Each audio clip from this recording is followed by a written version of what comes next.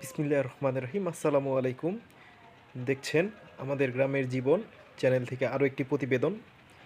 আর যেহেতু এখন শীতকাল, তাই শীতকালের উপরেই ডিপেন্ড করে গ্রাম বাংলার বাজারের একটি প্রতিবেদন নিয়ে আপনাদের কাছে হাজির হলাম। এটি গ্রামের একটি শীতের সাপ্তাহিক হাট। দেখতে পাচ্ছেন এখানে শীতের জামাকাপড় বাজারের মাঠে বসে বিক্রি করছে। তো শহরের জীবনে আমরা যেরকম মার্কেট বা শপিং মল থেকে আমরা শীতের কাপড় চোপড় বা বিভিন্ন জিনিসপত্র কেনাকাটা করে থাকি, কিন্তু গ্রামীণ জীবনের চিত্রটা একটু ভিন্ন। আজ সেই চিত্রটি আপনাদের সামনে তুলে ধরার চেষ্টা করছি। ভিডিওটি শুরু থেকে শেষ পর্যন্ত দেখার চেষ্টা করবেন।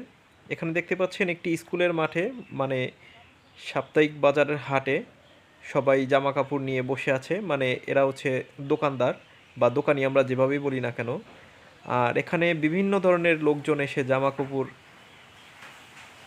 ক্রয় বিক্রয় করে থাকে।